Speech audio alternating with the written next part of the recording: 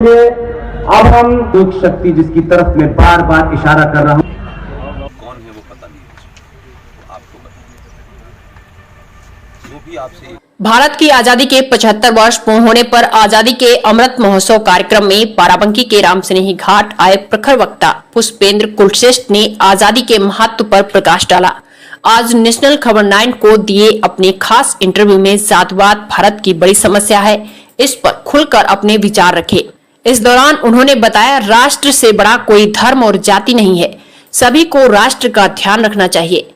CDS Bipin Rawat के शहीद होने पर खुशियां मनाने वालों को देशद्रोही करार दिया।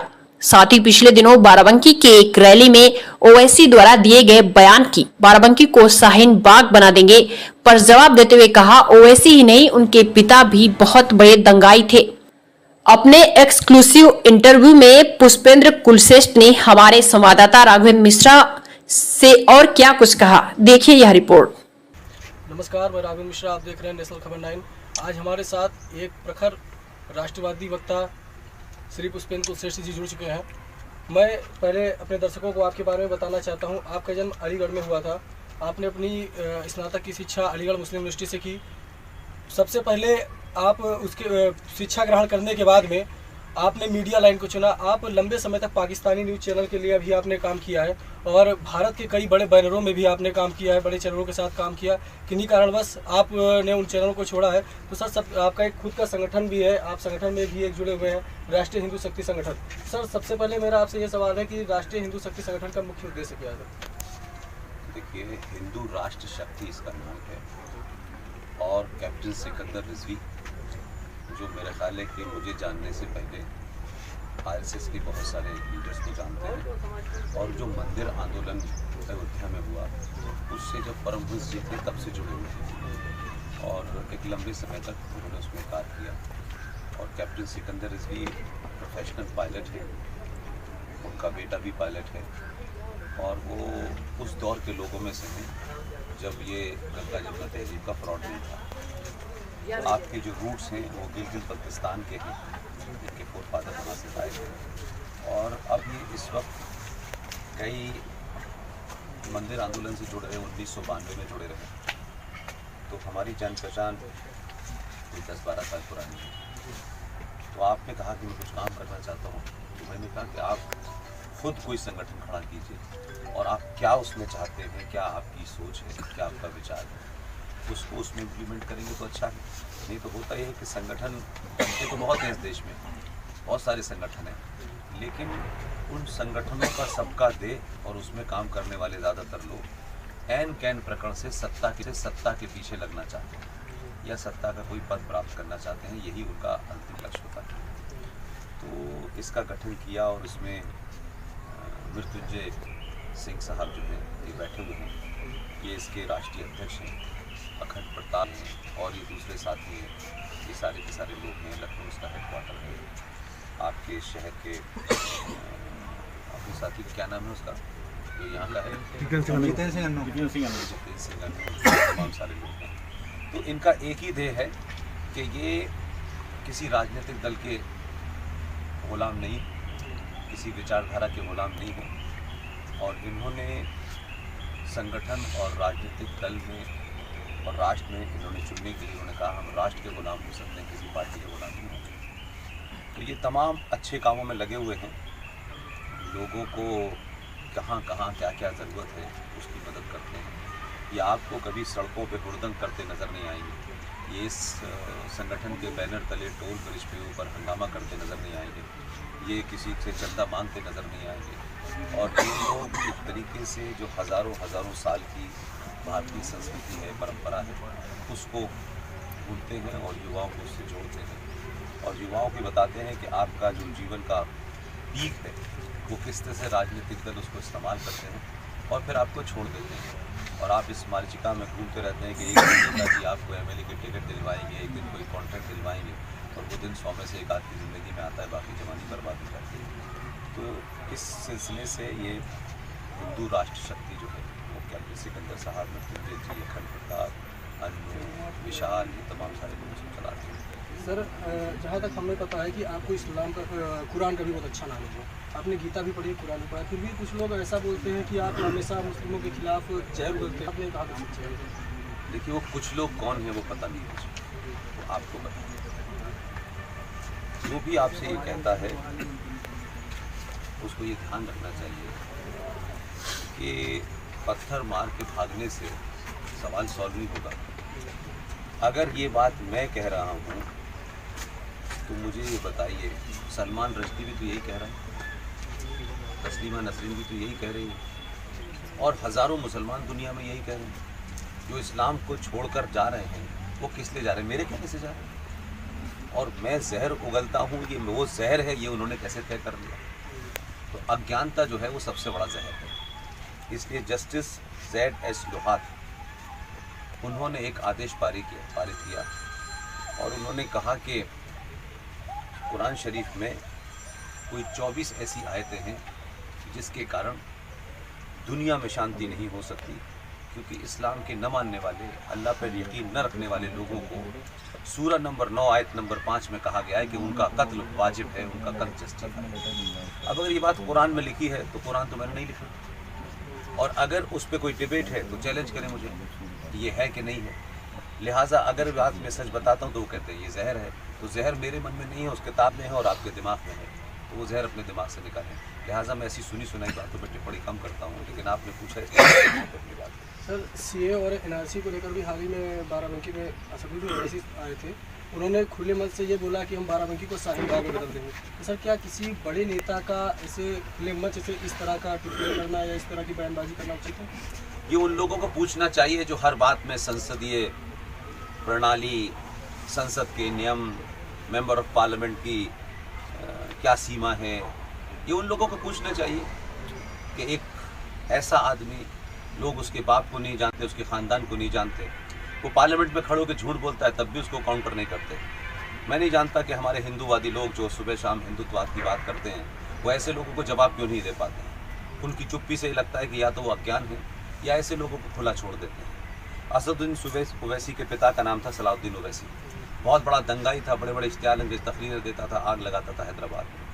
ये वो परिवार है जिस परिवार ने जब भारत का विभाजन हुआ और सरदार पटेल ने ऑपरेशन पोलो किया और जिसके तहत हैदराबाद रियासत को भारत में मिलाया, उस वक्त इसके ख़ानदान के लोग, असदुद्दीन ओवैसी के ख़ानदान के लोगों ने वहाँ रज़ाकारों की एक फ़ौज बनाई और रज़ाकारों के 1 लाख लोगों की फ़ौज वो भारतीय सेना से लड़ी कि हम पाकिस्तान में जाना चाहते हैं, और भारतीय सेना ने कहा कि तुम्हें हम कहीं जाने नहीं देंगे। ये उस परिवार का आदमी भारत के संसद में पहुंचा, सबसे बड़ी शर्म की बात तो यही है। एक संसदीय सदस्य होने के नाते वो यहाँ खड़े होकर कहता है कि एक कमलेश तिवारी, तूने गुस्ताखे रसूल में, उनकी शान में गुस्ताखी की है, तू जहाँ भी होगा तेरा हम कत्ल करेंगे। हिंदुस्तान में ये बात कोई कह दे तो 50 धाराएं लग जाती है। तो हिंदुस्तान की व्यवस्था इतनी अपनसुख हो गई है कि उसे कोई भी उठाई गिरा चैलेंज करता है, और जो आदमी उस व्यवस्था को मानता है उसको आप जेल में डाल देते हैं, उस पर आप धाराएं लगाते हैं। तो न पुलिस, न प्रशासन, न सत्ता, न व्यवस्था ऐसे लोगों का मुंह क्यों नहीं बंद करती? CA के ऊपर कोई सरकार की, या मोदी हो या अमित शाह हो, उन लोगों ने इस कानून को संसद में पास किया है, और संसद में पास किया हुआ कानून अगर दम है तो संसद में बहुमत साबित करके उसको खारिज करें।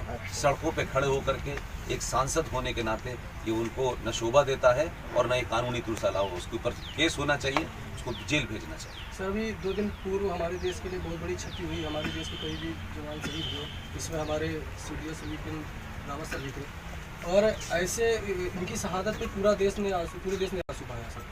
फिर भी कुछ अराजक तत्व तो ऐसे भी थे जो सोशल मीडिया पे खुशी जाहिर कर रहे थे। वो अराजक तत्व कौन है? तो सर वो उनके ऊपर क्या कार्रवाई होनी चाहिए? अराजक तत्व कौन है? या आपने कुछ तत्वों की पहचान छुपाने के लिए शब्द अराजक इस्तेमाल किया है? आप पत्रकार हैं, आप तो उल्टे बोलिए, कौन लोग हैं, नाम बताइए 2-4। तो इसमें जैसे वसीम एक थे, तो वसीम अराजक तत्व सीधे सीधे कहिए मुसलमान ने। जी हाँ, तो कहने में क्यों शर्माते हैं? फिर कुछ मुस्लिम कास्ट के लोग थे, मुस्लिम कास्ट के लोग नहीं होते, मुस्लिम मजहब के लोग, मुस्लिम मजहब के लोग थे। वो अभी तक पत्रकार भी जो है ना वो इस कंफ्यूजन में रह रहे हैं। वो एक विशेष धर्म के लोग थे, वो एक कास्ट के लोग थे, अराजक लोग थे। जब कोई रेप हो जाता है तो आप बड़ी बड़ी खबरें बनाते हैं कि मंदिर में रेप हो गया, लेकिन जब मस्जिद में रेप होता है तो आपकी आवाज़ बंद हो जाती है, तब मुसलमान लिखने में आप डरने लगते हैं। तो आप पत्रकार हैं या PRO हैं? साफ शब्द इस्तेमाल कीजिए ना। पत्रकारिता में सच की बड़ा डंका पिटता है कि हम सच बोलते हैं, तो सच बोलिए। ये अराजक तत्व कौन है? कौन सा ये मजहब है कि किसी के मरने पे आप खुशी मनाए? तो सर ऐसे ये विपिन रावत के मरने पे खुशी नहीं मना रहे। इस राष्ट्र को मजबूत करने वाली जितनी भी शक्तियां कमजोर होंगी, ये उन पे हंस रहे थे। अगर उनकी संस्कृति, उनका मजहब ये सिखाता है तो मैं माफ करता हूँ, ऐसे मजहब को सलाम करता हूँ भाई साहब, उनको मुबारक। और अगर वो इस्लाम की आड़ में अपना फ्रस्ट्रेशन, अपना गुस्सा ये निकाल रहे हैं, तो उनकी कौम के जो भी लीडरान हैं उनको पूछना चाहिए। उनके जो तथाकथित मुल्ला मौलवी हैं उन्हें पूछना चाहिए। इसलिए इस सवाल का जवाब मैं क्या दे सकता हूँ? भारत सरकार का जो कानून है, उस कानून के तहत उन पर जो कार्रवाई हो करनी चाहिए। सर अभी में जैसे अभी पूर्व में पत्रकारी थे, अभी पत्रकारिता आपने भी किया है, तो कई जगह ऐसी होती है जहाँ पत्रकारों की कवरेज पे रोक लगा दी जाती है। जैसे हाथरस कांड भी हुआ था, उसमें पहले कवरेज पे रोक लगा। सर क्या किसी भी केस में पत्रकारों की कवरेज पे रोक लगाना क्या उचित है? पत्रकार लेकिन पत्रकारों को ये सर्टिफिकेट संविधान ने भी नहीं दिया कि आपकी खबरें अराजकता फैलाएं, आप खबरों के नाम पे एजेंडा चलाएं और आपकी खबरों पर रोक न लगाएं। हिंदुस्तान का एक बहुत बड़ा एडिटर, बहुत बड़ा अखबार, उसने गलत खबर छापी 2014 से पहले कि आगरा से भारतीय सेना कूच कर चुकी है और वो दिल्ली में तख्ता पलट कर रही है। उसको तो जेल में बंद कर देना चाहिए था, लेकिन वो बड़ा है और एक खास सोच का है तो छुपड़ा छूट रहा है। तो पत्रकारों को किसी विधान में ये सेल्फ सर्टिफिकेट जो पत्रकारों ने ले रखा है कि हम अराजकता फैलाएंगे, हम जो दिल चाहे करेंगे, इसकी कोई जरूरत नहीं है और न इसकी इजाजत है। ऐसा कोई पत्रकार जो हालात को बिगाड़ने के लिए खबर छाप रहा है, अपने ख्वाहिश को खबर बना रहा है, उसके साथ सही तरीके से व्यवहार करना चाहिए। देश में बोलने की आज़ादी सबकी है, पत्रकारों की भी। कोई एक्स्ट्रा नहीं है संविधान में कि इनको ज़्यादा बकवास करने की वो है। आपके यहाँ के पत्रकार विदेशों से मिल करके, वहाँ से पैसा लेकर के एजेंडा चलाते हैं। 25 साल उसमें रहा हूँ और देश विदेश की पत्रकारिता की हुई है। इसलिए जब मैंने ये सोचा कि मुझे अपनी ओपिनियन जाहिर करनी है, जब मुझे अपना विचार जाहिर करना है, तो मैं जानता था कि इस पत्रकारिता के फ्रेमवर्क में नहीं होगा। मैंने उससे इस्तीफा दिया। आज मैं पत्रकार नहीं, आज मैं स्वतंत्र हूँ अपनी बात, अपने मन की बात कहने में, अपने विचार प्रकट करने में, अपनी ओपिनियन प्रकट करने में। लेकिन जब तक मैं पत्रकार रहूँगा तब तक मैं वो नहीं कहूँगा जो मैं चाहता हूँ। सर यूथ जो है आपको अपना आदर्श मानता है, आज का युवा आपको अपना आदर्श मानता है, आपके विचारों को सुनता है, तो आप यूथ को क्या संदेश देना चाहते हैं? मैं कहता हूँ कि मेरे विचार को न सुनो। मैं कोई नया विचार दे ही नहीं रहा। मैं सिर्फ इतना कह रहा हूँ, 15 अगस्त 1947 को देश आज़ाद हुआ था। ये कहाँ लिखा हुआ है? ये तारीख कहाँ है? जो लिखा हुआ है उसे पूरा देश नहीं बोल रहा है। आपके नेता आपसे झूठ बोलते हैं, आपके संगठन आपसे झूठ बोलते हैं। मैं उन युवाओं से कह रहा हूँ, सच को जानो, और वो सच नहीं जो मैं कह रहा हूँ, जो सच सब जगह मौजूद है। 15 अगस्त 1947 को ट्रांसफर ऑफ पावर हुआ है, सत्ता का हस्तांतरण हुआ है। सत्ता के हस्तांतरण को आज़ादी नहीं कहते हैं। इसलिए मैं यूथ से कह रहा हूँ, किताबें पढ़ें, कहाँ पर क्या लिखा है, कहाँ कहाँ नहीं लिखा हुआ है। अगर उनको पढ़ लेंगे तो आज का यूथ ये पूछे कि भारत का जब ओरिजिनल संविधान बना था और संविधान सभा की समिति ने उसे पास कर दिया था, तो उस पर 22 चित्र बने हुए थे। जो ओरिजिनल संविधान है, जो लोकसभा में हीलियम गैस के अंदर रखा हुआ है, उन 22 चित्रों के अंदर भगवान राम, लक्ष्मण, सीता बनी हुई है। उसमें भगवान कृष्ण बने हुए हैं, शिवाजी बने हुए हैं, सुभाष बने हुए हैं, गुरुकुल बना हुआ है। उन चित्रों को जब पूरी संविधान सभा ने पास कर दिया, साइन हो गए, तो फिर उसके बाद जो संविधान की कॉपी आई, उन चित्रों को क्यों हटाया गया? ये आरएसएस ने नहीं किया, ये बीजेपी ने नहीं किया, ये संघ दल ने नहीं किया। लेकिन सवाल यह है कि हर बात पे आप किसी को कॉर्नर करें तो अपने गरीबान में बिछाते हैं। कि 1957 और 58 के बीच में भारत की पार्लियामेंट में बहस हुई कि हमारे दोनों सदनों में जो भारत का कैलेंडर होगा, यानी भारत की सभ्यता का कैलेंडर होगा, भारत का कैलेंडर होगा, किसी ईसा मसीह से या किसी मोहम्मद साहब के दौर से वो कैलेंडर क्यों चलेगा? तो जो कैलेंडर भारत के सदनों में पास हुआ कि हमारा जो कैलेंडर होगा वो सत्संबत से होगा, दोनों सदनों ने पास कर दिया, पास होकर रख गया। वो कौन ताकतें थी कि दोनों सदनों के उस मिले हुए मैंडेट को भी उन्होंने बाइकआउट कर दिया और आज भी बिफोर क्राइस्ट और आफ्टर क्राइस्ट से कैलेंडर चल रहा है। ये मुद्दे इसलिए बताता हूँ ताकि वो सही बात जाने। सड़क पे कोई चलता हुआ आदमी रोके तो तथ्यों के साथ, डाटा के साथ, इमीडिएट बात करें, हवाई सुनी सुनाई बातें, क्योंकि हिंदू समाज को ज़्यादातर हिंदू लोगों ने अपने स्वार्थ के लिए मूर्ख बनाया।